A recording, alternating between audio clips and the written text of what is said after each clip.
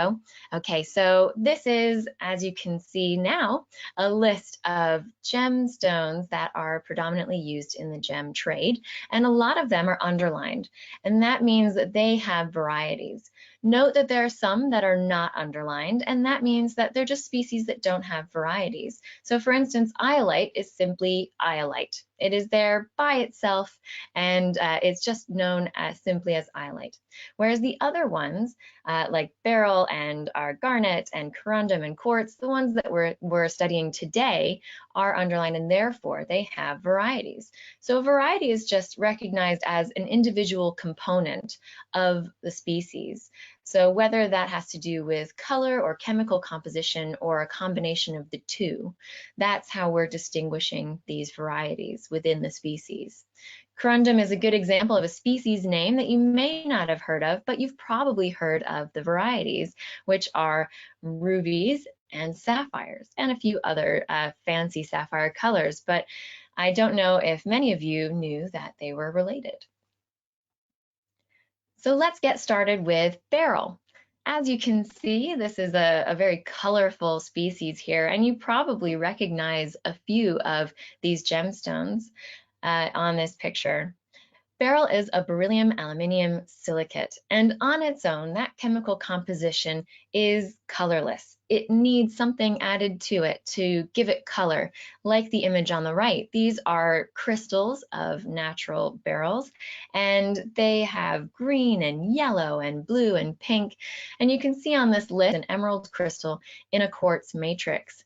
It actually looks like a very good quality emerald here, because oftentimes emeralds have a lot of inclusions, and these inclusions can affect their stability. So they're quite brittle to begin with, but sometimes inclusions can affect them even more so and make them more susceptible to breakage, which is why we often see the emerald cut for emeralds. So that's a rectangular cut with the corners cut off to protect those vulnerable corners. We also have trapeche emeralds, and they are colored by the same coloring elements as our regular emerald. But I wanted to bring your attention to the trapeche emerald because it's just a fun and interesting variety within the emerald. And you can see in the center, and I'll outline it for you, this hexagonal crystal. And the defining feature really of these trapeche emeralds is that they have these hexagonal cores, and then they have these wedges or sections growing outwards from that central hexagonal core. And between them you have different mineral components. You have some colorless beryl and also some black dark components. So trapeche emeralds come from Colombia, and actually Colombia is considered one of the best localities in the world, producing some of the best colored emeralds. So your regular emeralds and your trapeche emeralds can come from Colombia. And the trapeche is named after the wheel that grinds sugarcane. It has spokes similar to that large wheel. Looking at emerald inclusions. Now, why are we looking at inclusions to begin with? Well, firstly, they're of great interest to gemologists. They're really interesting to sort of dive into and investigate. But also, inclusions can tell you a lot of things about a gemstone. Firstly, they can tell you whether or not something is natural or if it's been created artificially in a lab. And these inclusions can really differ greatly between your natural inclusions and your artificial ones. So all of the inclusions that I'm showing you today in emerald and other gemstone varieties are going to be from natural gemstones. So they won't be any artificial inclusions here today. Emeralds, as I mentioned, can often be very included. Sometimes it's referred to as the jardin of the emerald. So you're looking into an included emerald, and it's a nice way of saying there's a lot of stuff going on inside that emerald. Again, inclusions are important because they can also tell you potentially if a gemstone has been treated. They can be altered in some cases. And finally, inclusions can sometimes point the way to where a gemstone is from in the world, also known as its locality. So for example, we have a three-phase inclusion in our top right image. And this is a small jagged cavity, and it has three components in it. It has two solid crystals actually, and I'll outline them with my mouse here, these little square crystals. It has a gas bubble, and it has liquid surrounding everything else within that cavity.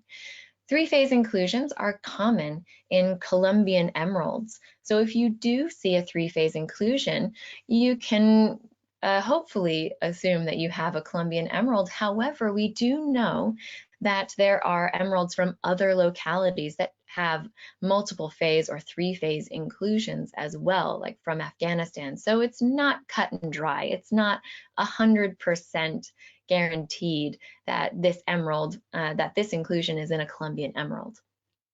But moving on to our other inclusions within our emeralds, we can have so many, but we can have needle-like inclusions here, like these amphibola inclusions. They can also be composed of other minerals, of their gems, for instance. We can also have feathers, and these feathers are actually partially healed fractures, and they occur during growth.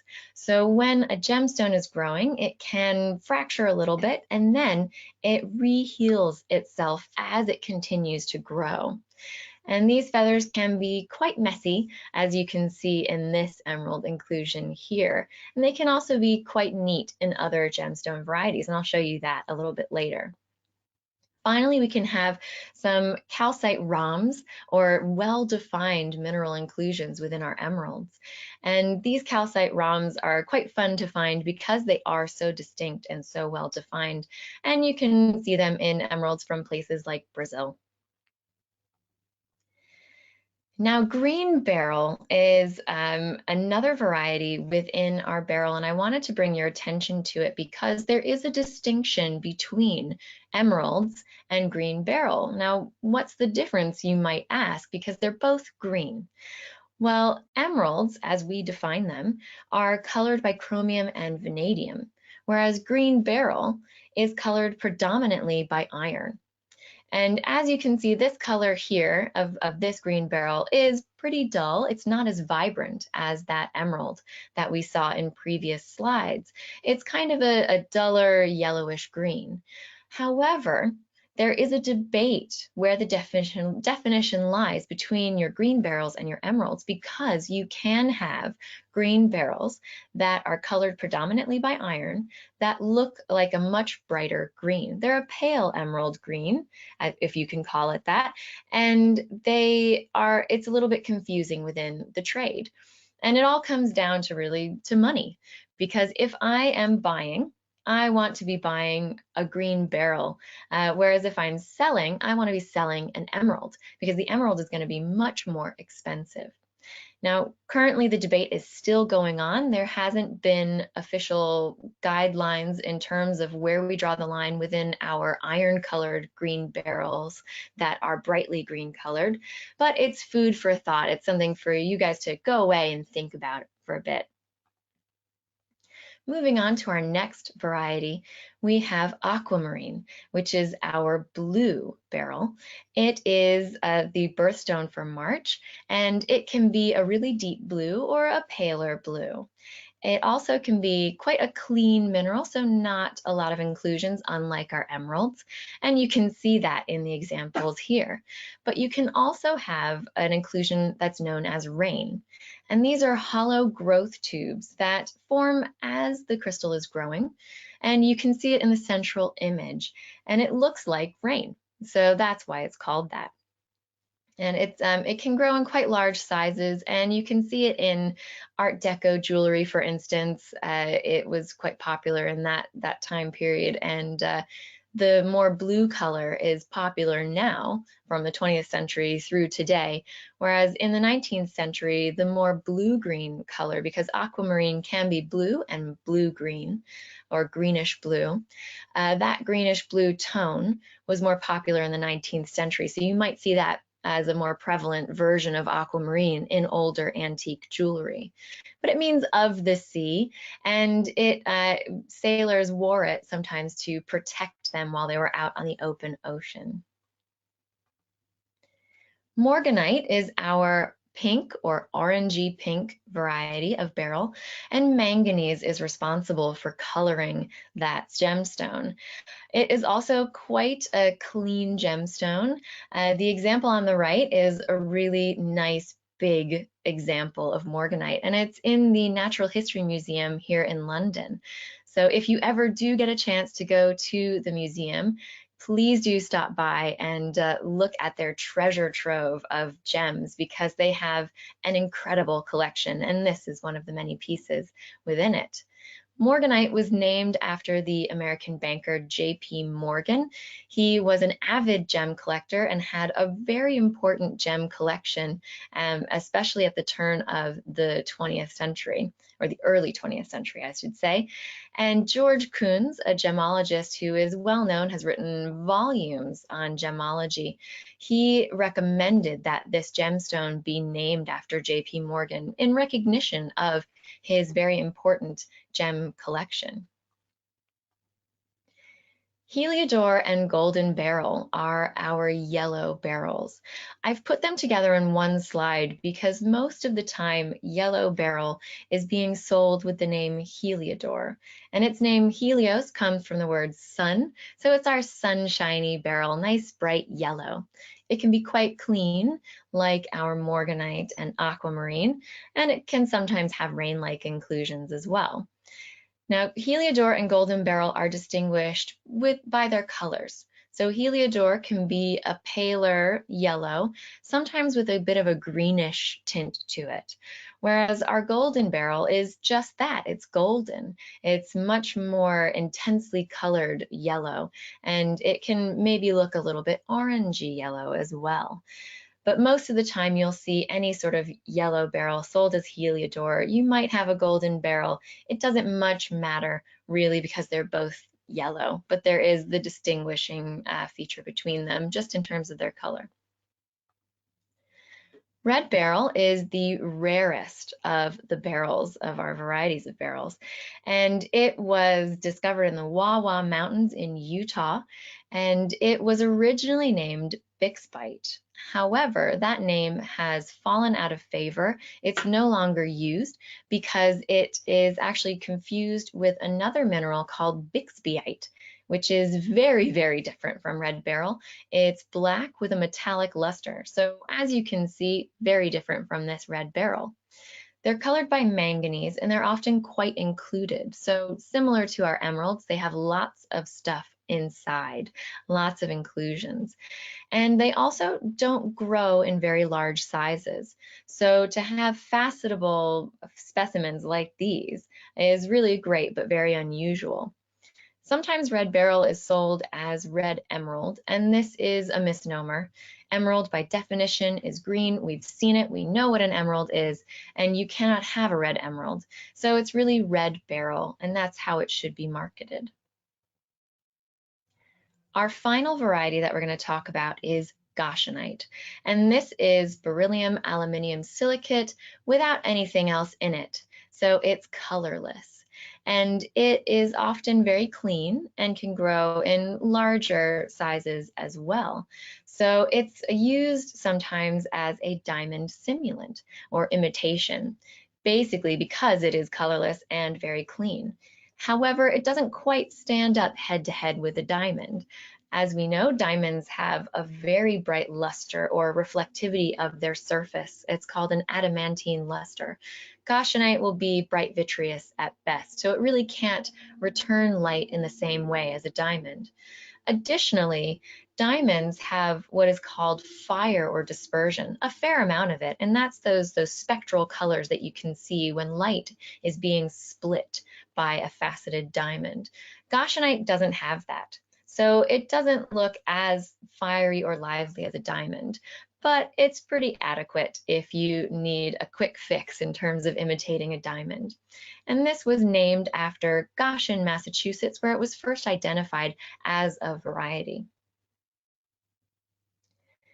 Our next species is corundum. And as you can see, it's quite a colorful family. I've already told you that it has rubies and sapphires, but there are more colors involved in this species.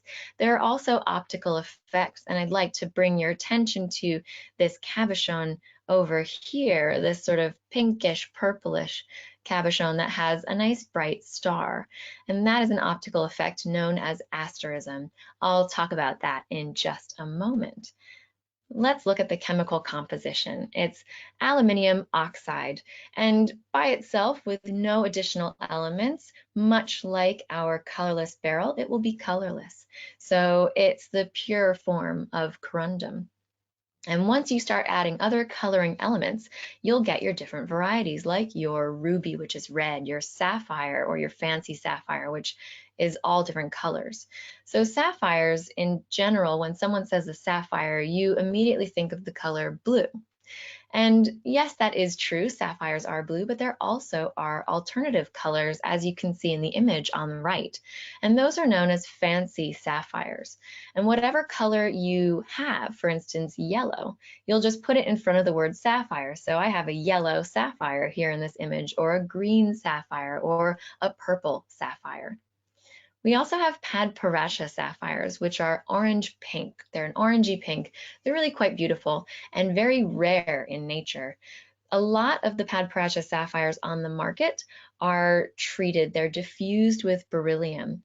And if you are buying a Padparacha sapphire, I would be careful if anyone says it's natural, untreated. You definitely need a certificate with that.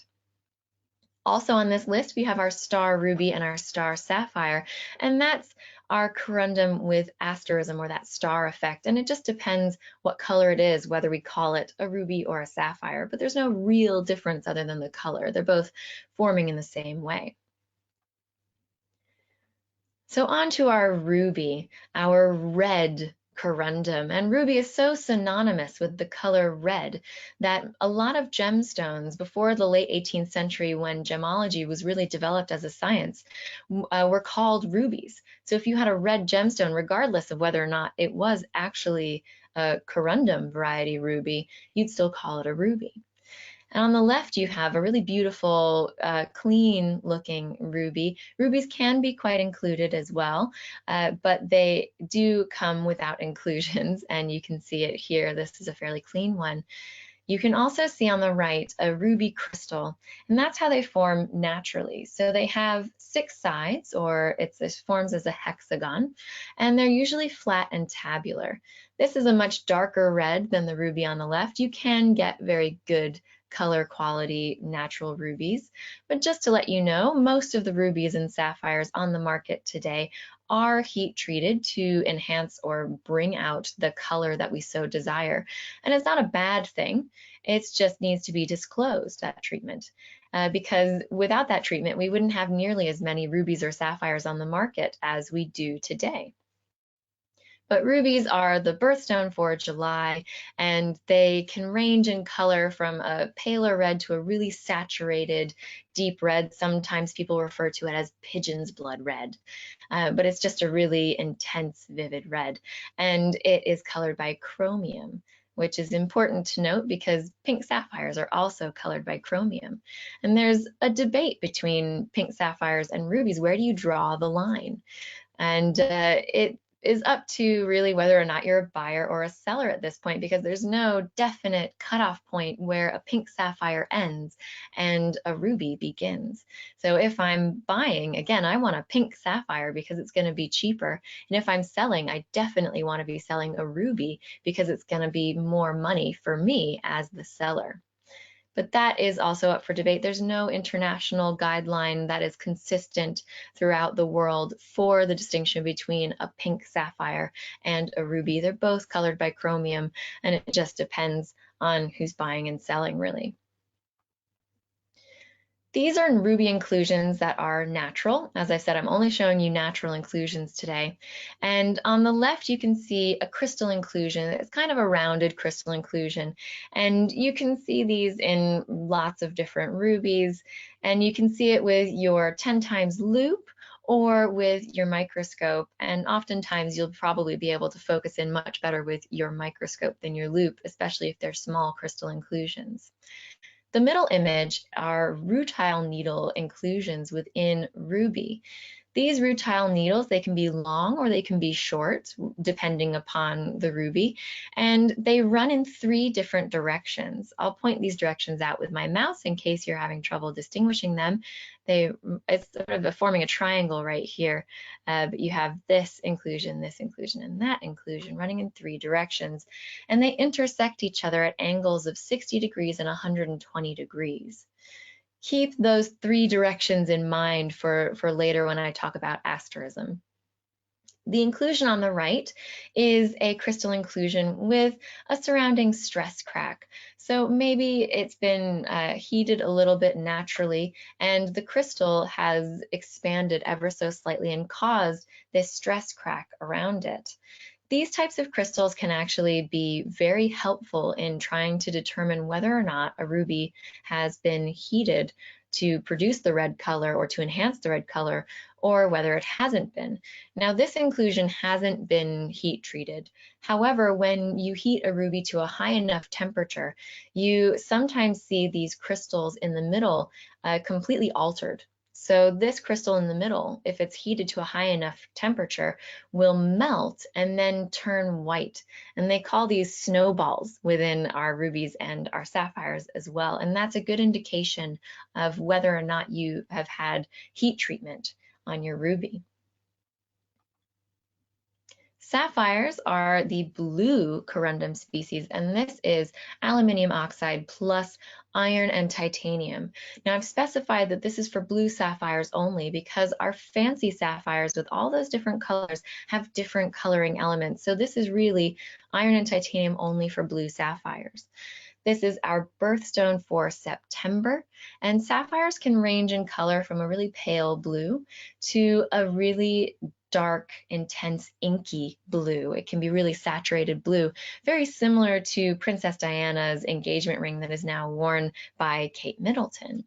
So you can see there's a huge range in color, but they're all considered sapphires because they're blue corundum. And it just depends on taste whether or not you want a paler blue sapphire or maybe a more intense blue sapphire. The image on the right is a sapphire crystal, and this is very well defined. This is typical of sapphires versus rubies in that this sapphire crystal is nice and elongated. It has 6 sides still like our ruby, and it is a bipyramidal form. So it's just coming to 2 points. And you can also see striations on the crystal faces. It's just the lines that you can see there on that crystal face. Looking at sapphire inclusions, there are many, and just to let you know, inclusions in corundum are many. There are so many different types of inclusions. I'm just scratching the surface, so if you want to know more, please do investigate further after this webinar. There are plenty of resources for you to look at different inclusions in sapphires and rubies and other gemstones as well. Here we can see silk is making another appearance, or rutile, and it's called silk because it looks like long strands of white fine silk that are in this sapphire here. And again, they're running in 3 different directions, intersecting each other at 60 or 120 degrees. Sometimes you can have a lot of silk and sometimes very minimal silk. And you can also have microscopic inclusions within a sapphire that can cause it to look a little bit milky or a little bit velvety. And that's the appearance that you want for your cashmere sapphires. That's a very typical appearance, that kind of velvety blue of those cashmere sapphires. You can also have lots of different feathers, and when they're really well defined, like this one here, it looks very neat. It's called a fingerprint feather. And it's, again, a partially healed fracture, and it is planar, typically, these feathers. So if you're looking at your sapphire from one angle, you'll see the whole feather, and the other angle, you'll see just a line, because that's how it formed. It was sort of a fracture and then it rehealed. And finally, we have color zoning. This is a fine image of some hexagonal color zoning here. And if you remember, our sapphire crystal had 6 sides. So sometimes you can see the echoes of that crystal growth within that color zoning. Also, you can sometimes within sapphires just have some straight color zoning, and I'm outlining an area here with my mouse. Sometimes you'll only just see that, some straight color zoning, or maybe even just one angle of that hexagonal color zoning. And that is wonderful to see because that indicates that you have a natural sapphire versus, say, an artificial sapphire created by the Verneuil flame fusion method. And that method, it's grown in a lab or a factory setting, and the color zoning is curved and subtle, whereas this is really well-defined straight color zoning. So look for that. It's really great to see. I love it when a sapphire has some good straight color zoning because it makes me feel confident that I have a nice natural sapphire. And I also like to see evidence of its crystal growth. Our final variety that we're going to discuss today in detail of our corundum is our star, ruby, and sapphire examples here. They are aluminium oxide plus a coloring element, so some chromium for a star ruby, and also excess rutile. Now these rutile needles need to be profuse. We need a lot of them in order to reflect the light off of them. They run in 3 different directions. So remember, in our inclusion images, we had those inclusions running in 3 different directions, and that's what gives us the arms of the star, or the rays of the star, as they're also known. They can have 6 or 12 rays, and to bring out this wonderful effect, you need a pinpoint of light. So you can use your phone light even, or the sun, or a little pocket torch or pocket flashlight to shine on the top of the cabochon of these corundum beauties here to bring out that effect. And it's like a little magic trick because it really well defines that star when you use that light source. The most well-known star sapphire that I can think of is the Star of India. It's in the Museum of Natural History in New York City. It is a beauty. It's a nice sort of grayish blue color, and it's enormous. It's about the size of a golf ball. It's 564 carats, and it's remarkable not only for its size, but also its star is really well defined, which can be tough to find in natural sapphires and star sapphires and rubies. And also it has both a star on the top of the cabochon and the base of that cabochon. So it's a really great example of asterism in corundum. And oftentimes you'll have star rubies and sapphires with a slightly rounded base instead of a flat cabochon base if they are natural, to preserve that weight and to be able to charge that little bit extra per carat because they are more rare, and especially if they have a really good star, they're exceedingly rare. They're usually not quite as well centered or sharp with straight bands as they could be. And before I move on to garnet, I want to ask you all a question. What color is garnet? What color would you say a garnet is? Chances are most of you have answered in your head, red. And you wouldn't be wrong, garnets definitely are red, but they also come in other colors, like green and orange and purple and a pinky red. So they are varied in terms of their color. But I want to talk in a bit more detail about garnet and its chemical composition because it's a bit more complex than our beryls and our corundums. Garnet is actually a huge group of garnet species, and the most important garnets to us gemologically or in the jewelry are part of 2 series known as isomorphous series. They're called the pyrrolspite and the eugrandite series.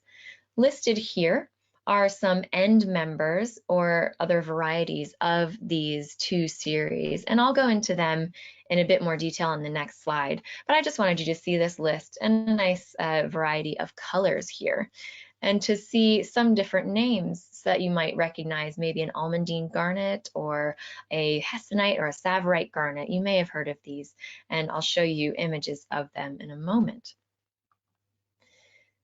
This is a fantastic image, actually, of our garnet species groups. This, to me, embodies the nature of this group so well, because while we do have different names for the end members of the isomorphous series, like pyrope, almandine, and spessartine, they're always a little bit intermixed. They're never quite as pure as we think they are or as they could be. So pyrope will always have just a tiny bit, at least, of almandine in there, and vice versa. An isomorphous series, just to break it down, it means same form, but there are different elements that are exchanged. With our garnet group, we have two variables. We have X and we have Y. So the overall chemical formula is X3Y2 SiO43, and that involves silica and oxygen within it. But these X and the Y variables, one will be constant and one will change depending upon which series you're looking at. For instance, our pyrrolspite series, the Y is the constant, and it's set at aluminium. The X will change depending on which end member that you have. So for instance, pyrope will have magnesium, not manganese. Manganese is for spessartine, and almandine will have iron in the place of that X. In our eugrandite series, our X is now our constant, and that is calcium. The Y will now be the variable, and that variable will be either chromium or aluminium or iron, just depending upon which end member or variety it is. And as you can see, we have different colors here with our groups. So our pyrrolspite series is a lot more red and orange in coloration, whereas our eugrandite series, it has a lot more green and yellow and brownish green. There is some orange in there too, and you'll see it in just a moment. But let's look at our species groups in a bit more detail in our isomorphous series. This is our pyrope garnet.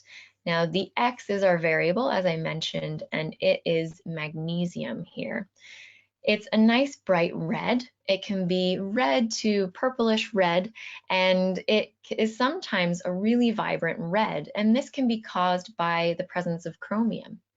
So you have a nice bright red here, and pyrope actually comes from a word relating to fire, and you can see it looks like a glowing ember. Sometimes it can have a lot of inclusions, and sometimes it can be quite clean, maybe some rounded crystal inclusions in there. The next garnet, almandine garnet, is probably the garnet that you think of when you associate the color red with garnet, that really deep, intense red. And garnet is the birthstone for January. You'll see a lot of red garnet in birthstone jewelry, and it will most likely be an almandine or a pyrope or somewhere on the spectrum between them, or on the leg between those two end members. I wanted to show you the crystal here on the right. This is a rhombic dodecahedron crystal, and this is the habit for many garnets within these series. And it's just a fancy way of saying that it has 12 sides, and each side is shaped like a rhomb or a little kite shape, a diamond. And I'll outline it here. You have a rhombic shaped face. And I wanted to bring this up as well because you can sometimes have needle-like inclusions in almandine garnets that will run parallel to the edges of these rhombic faces. And you can even have asterism if you have enough of these inclusions. And the asterism can have 4 rays or even 6 rays depending on the orientation that it's cut. So fun facts about almandine. Our next variety is our orange and spessartine, and it is a bright orange. It can be very bright and very vivid. It can also be a little bit more reddish orange, and the very bright version of this stone, as pictured here, is sometimes called mandarin garnet. So you may have seen that in the trade, and that just means it's spessartine garnet, and it's colored by manganese. That X variable has been replaced with manganese here in the chemical composition. Internally, it has a typical shredded appearance. And this shredded appearance is generally caused by wavy feathers filled with liquid droplets. This appearance can help distinguish spessartine from another orange garnet that I'll talk about in a couple of slides called hessonite. And they can both be very similar in color, in orange color, and this is where chemical composition can also come into play in terms of defining our varieties. Because as you exchange these chemical elements, for instance, you will get different results with gemological instruments like a refractometer or your spectroscope, for instance, because these different elements change the composition ever so slightly, and you can tell the difference between the varieties based on certain numerical results. I won't go into that in too much detail, but it's good to note in terms of garnet in particular, because you really do need extra instrumentation to identify these different species sometimes, because they can look so similar, especially between our pyrope and our almandine garnets and our spessartine versus our hessonite, for instance. Another variety within this group, within this isomorphous series, is the color change garnet. And it's along that line, that range between our pyrope and our spessartine. And color change is an optical effect that depends upon the lighting source that you use. So you can use either daylight or incandescent or candlelight. And these lights have different concentrations of certain wavelengths of certain colors. So daylight has a lot more of a concentration of blue wavelengths. So therefore, our garnet is going to appear a greenish blue, and you can see in the image on the left. Now, the image on the right is the same stone. It's just being illuminated with incandescent light, which has a lot more red in it, many more red wavelengths. So it's a higher concentration of that color, and it makes it look purple or a purplish red. So this color change is quite distinct. And another gemstone that you may have heard of that has a color change effect that is quite striking, and even more so than this color change, is alexandrite, which is a variety of chrysoberyl. It's emerald by day, ruby by night, and it looks like that, a vibrant green emerald in daylight and a really rich red hued ruby in candlelight or incandescent light. So color change is kind of like a little magic trick, and you really need to see it sometimes to believe it. There's an exceptional alexandrite in the Natural History Museum in London, so please do come and see it. It's really breathtaking. Uvarovite is the first end member in our eugrandite series, and it's bright green. Personally, this is, I think, my favorite garnet. I'm even wearing my uvarovite ring today to show my allegiance to this garnet because I love it so much. But it is bright green, and it is colored by chromium, which has actually replaced our Y. So in this series, remember, our X is our calcium, that's our constant. And now our Y is being replaced by various elements, and chromium is jumping in here. And if you remember chromium from our emerald, that's also causing that bright green color. And here you can see lots of little crystals, and uvarovite sadly never grows crystals larger than maybe a few millimeters across. So it's always going to be in this druzy form, which is lots of little crystals on the host rock. And so if it is set in jewelry like my ring, you're going to see that dark rock background behind it because you can't facet the individual crystals. It's still beautiful nonetheless. It's sort of like diving into Emerald City in The Wizard of Oz. Love it. Grossular garnet is our next end member of our series, of our eugrandite series. And on this slide, you can see tsavorite and hydrogrossular garnets. The tsavorite is our garnet on the left. It's a bright green garnet, and its coloring mechanism is actually quite complex. So I'm not going to go into it in too much detail, just to let you know that chromium, vanadium, and manganese are present, and they're in various concentrations, and they all kind of work together to cause this green color. Sometimes tsavorite can be really clean and inclusion-free, and other times you can see things like needle-like inclusions, pictured here, or very neat feathers. So they can be quite tidy and very sort of organized within the Tsavorite. It was discovered in the 1960s or the late 1960s by Campbell Bridges, and it was brought to the wider market by Tiffany & Co. So you may have seen it in some Tiffany jewelry from sort of the 70s onwards. Hydroglossular garnet is actually a combination or within the range between grossular garnet and another type of garnet that's in a different series called Hibschite garnet. And it is sometimes sold as hydro garnet as well. It can come in different colors. So this is one of the colors, this green color, often translucent to opaque. And it can also be pink or grayish white or brown. Now, if it's this green color, sometimes it's sold under the misnomer of Transvaal jade from South Africa. And it is similar to jade in its coloration. It's, it looks kind of polycrystalline like your jade, but it has these dark inclusions which can distinguish it. And also it is most certainly not jade. So any other gemological tests using, for instance, a refractometer will be able to distinguish that. So if you do see something like this being marketed as Transvaal jade, just be careful and ask a few questions. It might actually be this type of garnet.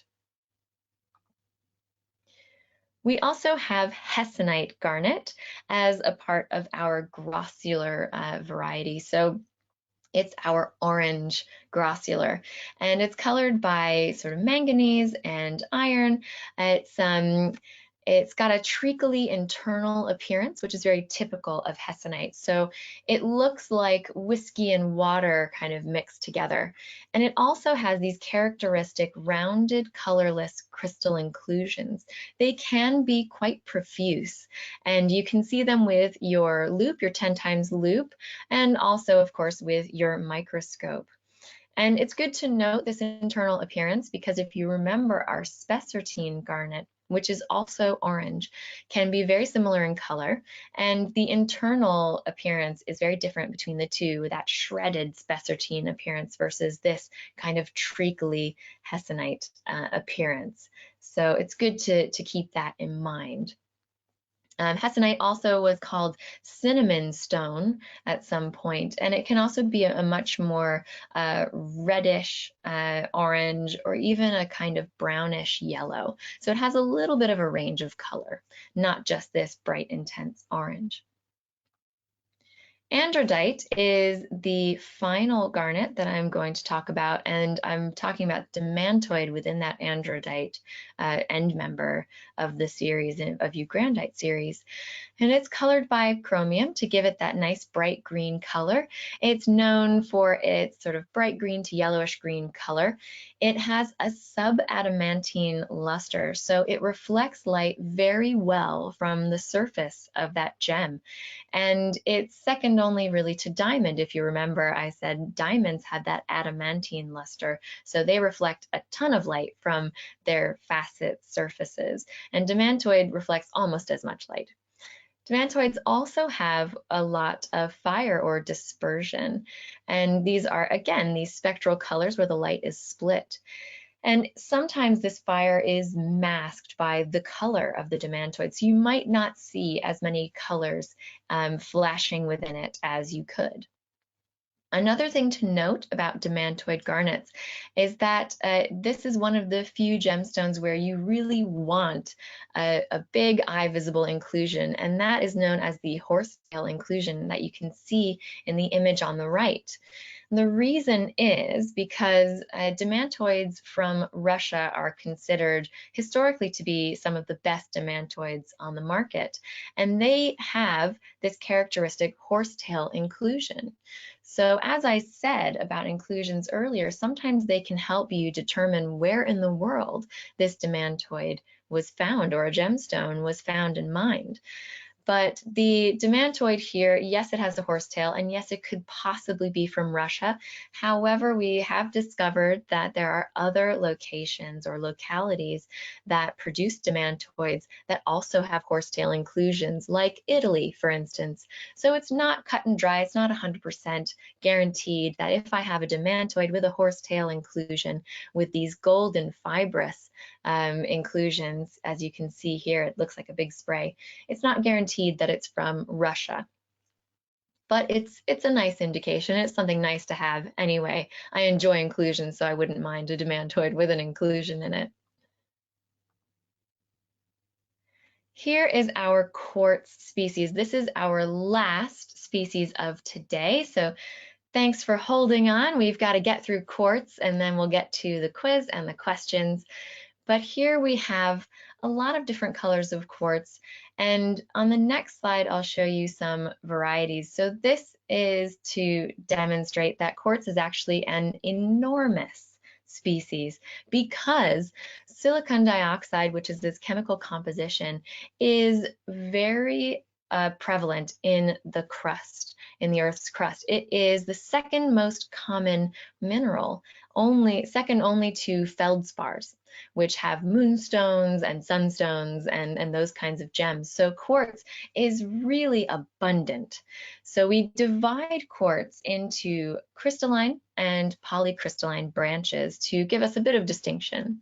The crystalline branch is known as also the macrocrystalline branch, and this involves crystals that are large or large enough to be faceted as a single crystal gemstone. The other branch, the polycrystalline branch, involves chalcedonies with things like agate. You may have heard of agate, or chrysoprase. And these are lots of little interlocking crystals that grow together, and you'll oftentimes see them as translucent or opaque gemstones. We also have aventurine quartz, which I'll talk about later because it has a fun optical effect. But let's get started with our macrocrystalline quartzes. We've got a lot of quartz to get through. And our quartz, which is macrocrystalline, and all of our quartzes really are distinguished by color. So unlike our garnets, which are extremely complex, we're simplifying it back down again with our quartz that is macrocrystalline. And you can see we have a few varieties here, our amethyst, which is purple, our citrine, which is yellow, and so on so forth. And I'll get into those on the next few slides. The image on the top right is just a fun image showing you a rock crystal cluster of quartz crystals. And they are very well defined and quite beautiful. It's a really beautiful mineral specimen. Rock crystal is our silicon dioxide that doesn't have any real additional elements giving it color. So the image on the left is a nice example of a rock crystal, and it has 6 sides to it. It comes to a pyramidal termination, and they often have a broken base because they're being taken out of geodes or out of their host rock. Sometimes you can have doubly terminated rock crystals known as Herkimer diamonds from Herkimer, New York. They are not diamonds by any means, but rock crystal is actually an alternative birthstone for April, which also has the diamond. So maybe there's something to it, but they're definitely not diamonds. Rock crystal is known for its range of inclusions. And on the right, you can see one of the examples, pyrite. Here, you can see those little crystals very well defined within that rock crystal. And quartz has an incredible array of inclusions. It's really fascinating actually to delve into the world of quartz inclusions. We have an article on Gemme's blog that is all about quartz inclusions. So I encourage you to check out our blog and to look at that article because there are some stunning images of rock crystal inclusions. I have a few more images of inclusions on this next slide. The top left image is called tourmalinated quartz, and it has a lot of tourmaline crystal inclusions. These inclusions can be anywhere from sort of a dark black color to maybe a greenish color. We also have rutile in our rock crystal. You see rutile is coming back again and again. It's a pretty common inclusion actually. And it sometimes forms as this starburst pattern, as you can see in the top right image. It can also form as just individual needles in kind of clusters or random orientations. And it can be a gold color, it can be a kind of coppery color or a silver color, like the Olympic medals. Sometimes these inclusions, these rutile inclusions, can be so fine that kind of quartz is called angel hair or Venus hair quartz, and it can be quite beautiful, just fine fibers of that rutile running through the rock crystal quartz. Finally, we can have some two-phase inclusions in rock crystal quartz. And here you can see a bubble that is encapsulated in a cavity with a liquid. Sometimes these bubbles actually move as you move the quartz sample in your hands. So that's really exciting to me, because this gas existed when these were forming. So millions of years ago, this gas bubble was trapped inside this quartz, and it's been there ever since. So it's kind of a nice little time capsule of when the quartz was being formed. And in this quartz, you can see there is petroleum oil as well, and that goes bright neon yellow when you use UV fluorescence to light it up. It's really, really cool. So I encourage you maybe to get one of these samples and use some UV light and have a bit of fun. Our next example of our macrocrystalline quartz is our purple quartz, which is amethyst. Amethyst is the birthstone for February. It can sometimes have some straight color zoning, as you can see in the faceted example in the image on the left. And its color can range from a very pale purple to a really intense kind of bluish or reddish purple. So the color can really vary. You can also get these inclusions, like the top right one called a tiger stripe inclusion, and that is a partially healed feather, or a partially healed fracture known as a feather. Also planar, like those fingerprints in our sapphires, and it has this characteristic kind of zigzag shape. And if you see a purple gemstone with this tiger stripe inclusion, then you can conclude that it is most likely an amethyst. Obviously, you want to do a couple of other tests just to make sure that you are drawing the right conclusion, but this is very specific to amethyst. You can also get other inclusions like those red ribbon-like inclusions on the bottom right, not necessarily as common, say, as the tiger stripe. We have citrine, which is our yellow variety of our macrocrystalline quartz. And naturally, it doesn't occur very often. So a lot of the citrine on the market is actually heat-treated amethyst. You can get similar inclusions to amethyst because some of it is heat-treated amethyst, but also of the way it grows. And you can see here a little citrine from a geode. Citrine is an alternative birthstone for November babies. So instead of that yellow topaz, you can get a citrine, and it's quite bright and sunshiny. It can be a pale yellow to a more intense deep yellow like the one pictured here. A variety that I didn't list is known as ametrine, and I wanted to just show you because it's quite a fun variety of our macrocrystalline quartz. It forms with two different colors, and it's named after amethyst and citrine coming together. So you have that purple zoning and that yellow zoning. Oftentimes when it's faceted, you can see in the image on the left, it is a faceted example with two areas of color separated by straight line. But you can also have more geometric divisions of color. And the example on the right is our natural ametrine, and it has some triangles of yellow or more geometric forms. I'll point those out with my mouse here, and then the purple beyond it. One of the only commercial sources for natural ametrine is in Bolivia, called the Anahi mine. But you can also treat amethyst in part to get ametrine as well, but natural ametrine can be quite beautiful. Smoky quartz is our brown or our grayish brown to even black variety of macrocrystalline quartz. Its color is caused by irradiation. It creates a color hole center, it knocks an electron out of place, which then causes the light to be absorbed in a different way than if it were just silicon dioxide, and it gives it that brownish color. These can be quite clean, and I've seen them set in things like cocktail rings, very neutral color. They can be quite popular at auction. We have rose quartz here, which is our pink macrocrystalline quartz. And it usually forms in what is known as a massive habit.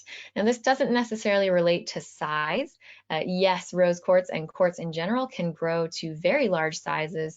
They can even be a few tons in weight. I mean, you know, bigger than the room I'm in practically. But massive habits just mean that this is not a well-defined crystal. So you can see lots of random faces on this example here, and that's what it's meant by massive. This is colored by microscopic fibrous inclusions, and sometimes based on the orientation of these inclusions, you can have an optical effect known as asterism. We've seen asterism before, like in our corundum. And the difference between the two, though, is that rose quartz, you have to shine light through the rose quartz to be able to see that star, whereas with our corundum, we were shining light on top of the cabochon. And you'll have to cut it as a cabochon or maybe a sphere to be able to see that asterism as well. Prasiolite is our green quartz. It is also quite rare in nature. There are several different localities that do produce natural green prasiolite, but a lot of it that's on the market is also heat-treated amethyst. So just beware when you're looking around and you see a green stone like this. Someone might call it a green amethyst. That is a misnomer. It should be prasiolite still, because that is the green macro quartz. Amethyst is purple by definition. Moving on to our polycrystalline quartzes, we have a lot of different varieties within this branch, if you will, of the quartz species.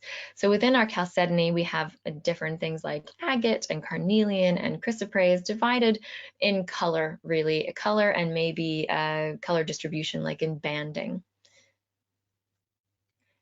Our agate is typically banded, and you can see that it either has straight banding or angular banding. And sometimes you can actually see the banding comes full circle, and that's known sometimes as fortification agate. So it looks like a little fortress within your agate. And you can even find larger crystals in the center here, not in this example, but in other examples, that give you the evidence of geode growth. So when geodes grow, they often have chalcedony, that cryptocrystalline or polycrystalline quartz. And as it cools slower and slower, it forms larger crystals going into the center. So you'll have both types of quartz within the same geode. Oftentimes, agate is sold maybe as coasters or as table decorations and slices, and it can be dyed. So you might see bright blue or bright pink examples. Those are not natural colors of agate. Agate is much more subdued, as you can see here with these examples, but they can still be appealing. And if you like them, go for it, because agate is beautiful. There's also bloodstone, and that is an alternative birthstone for March, so either aquamarine or bloodstone. And it's characterized by this deep green color, this dark green color, with these bright red spots of coloration. They can be iron oxide or jasper, and you can carve bloodstone and also most polycrystalline varieties as well. And you can, I've seen them in fob seals, for instance, or set into rings where you can seal your letter with a bit of melted wax and your initials or your family crest. So this and other polycrystalline quartzes and macrocrystalline quartzes actually hold up very well to being carved.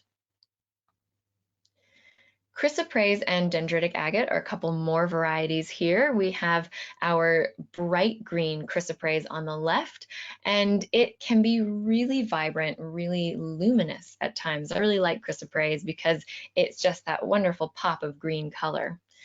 On the right, we have dendritic and also moss agate. And moss agate looks like it actually has enclosed moss within it, but those are mineral inclusions. It's not actually plant material. Our dendritic agate can be really pictorial. So here we have an example that looks like it's, a big strand of kelp, for instance, coming up from the seafloor. But you can get large landscapes, for instance. You can sometimes have dendritic agate forming in the shape of someone's profile. And there were lots of fun collectors back in the day, like the 19th century, looking for profiles in dendritic agate, maybe of their friend, say, oh, I found your face in dendritic agate. So I enjoy dendritic agate, and those are the more collectible examples of dendritic agate when they have something that looks very pictorial. Fire agate and tiger's eye both have optical effects. Our fire agate on the left is a kind of reddish brown chalcedony, and you can see it's forming in this botryoidal or kind of a blob-like form of the crystals, and it has this iridescence that you can see going across the surface of those rounded forms. On the right is tiger's eye, and it can show you chatoyancy, and I'll point out the chatoyancy with my mouse. It's this bright single band of light, and it's reflecting off of the fibers that are within tiger's eye, which can be either this golden yellow color, or it can be blue, known as hawk's eye. Sometimes tiger's eye is cut as a cabochon to really show off that cat's eye effect. The final quartz variety that we're going to look at today is aventurine quartz, which is actually a quartzite, and its color is derived from these inclusions of green mica. They're these platy inclusions, and they reflect light off of them in what's known as an internal reflection effect. The optical effect here is known as aventurescence, and it's basically that sparkly effect that you can see in the image on the left. It looks like glitter inside the stone, and that is as a result of those green mica inclusions. So it's just a fun little quartz at the end of this lecture to get you going and to see that they can all be pretty fun in the end. So that's it for our species and varieties. I hope you're all still with me, that you've learned a lot today. We've gotten through a heck of a lot of material, and we've covered our 4 gemstone species with their varieties, with its beryl, with its emeralds and aquamarines and morganite, and our corundum with its rubies and sapphires, our garnets with hessonite and tsavorite and uvarovite and spessartine, those kinds of garnets, as well as our quartz, which has so many varieties. I didn't even have time to get through all of them, but I encourage you all to look further and to investigate all those different species and varieties out there. We looked at their chemical compositions and how that relates to the varieties, how it alters them or maybe doesn't, as well as their colors and how that defines certain varieties. We looked at some typical inclusions as well as their optical effects. So now it's time for our little mini quiz. Don't worry, you don't have to do it if you don't want to. I'm going to launch it. There are only 4 questions here, multiple choice or true false, so you don't have to type anything in. And I've launched it for you all to look at. And while you are looking at it, I know that some people may have trouble viewing the quiz. So I'm actually going to read out the questions for you guys who don't actually have access to seeing the quiz. So you can still participate, at least scribble it down on a piece of paper, see how you did. So question 1 is, which 3 gemstones are a variety of the beryl species? A, goshenite, B, hessonite, C, emerald, D, aquamarine, C, ruby. So you have 3 of the 5 there that are part of that beryl species. Question 2 is true, false. Silk is an inclusion in corundum. True or false? 3, what color is tsavorite garnet? Is it A, red, B, green, or C, orange? And question 4, which of the following are macrocrystalline varieties of quartz? Is it A, agate, B, amethyst, C, aventurine quartz, D, chrysoprase, or E, rock crystal? there are a couple of options within there. I'm going to review the test now and share the results with you all so you can see how you did. So we did pretty well overall, I'd say. So question 1, which 3 gemstones are a variety of the beryl species? It was goshenite, emerald, and aquamarine. So goshenite, our colorless beryl; emerald, our green beryl colored by chromium and vanadium; aquamarine, our blue beryl. Question 2, silk is an inclusion in corundum. True. I've shown you a few pictures of it, so hopefully you remembered that. 3, what color is Tsavorite garnet? It is green. So hopefully you remembered that not all garnets are red or maybe even orange. Tsavorite is that bright green garnet that was discovered by Campbell Bridges in Tanzania. Question 4, which of the following are macrocrystalline varieties of quartz? This tripped some of you up, and maybe some of you didn't get a chance to answer it all. I may have gone through it a little bit quickly. Sorry about that. But remember, macrocrystalline quartz varieties are those large crystals that can be faceted, like our amethyst, which is purple, and our rock crystal, which is colorless. All the other varieties that are on the list here, agate, aventurine, quartz, and chrysoprase, are polycrystalline. So they're not macrocrystalline. They have a lot of interlocking crystals growing within one another. So next up, questions. I'm gonna scroll through this chat here and see if anyone has any questions they want to ask. So let's see. I have a question here about chalcedony as a species or a variety. So chalcedony is basically a variety of the quartz species overall, and within that there are little sub-varieties because that's further divided. So I hope that answers your question. Agate is a variety of chalcedony, which is a variety of quartz. Does that make sense? It's sort of little subcategories within that quartz. I'm not too familiar with exactly what causes that trapeche effect within them. However, they do have a trapeche pattern. Yes, you guys are correct. You're on it with those trapeche stones. And let's see. I've got, is Herkimer diamond a rock crystal or something else completely? Herkimer diamond is rock crystal. It's just called a Herkimer diamond because it's from Herkimer and also because of its specific form. It has a double termination, so pointed pyramidal termination on either end, and they can have a slightly longer or slightly shorter prism between the two, but they're often quite kind of short and stubby, like maybe kind of, this long, maybe a bit smaller, and they're called Herkimer diamonds, but it's really rock crystal, quartz. It's not a diamond at all. I'm just gonna see if there's one more. Let's see. Oh, lots of nice comments from everyone. Thank you very much. And I think that's it actually for the questions because we've run a bit over the time. So sorry to keep you longer than intended. Hopefully you've enjoyed it anyway.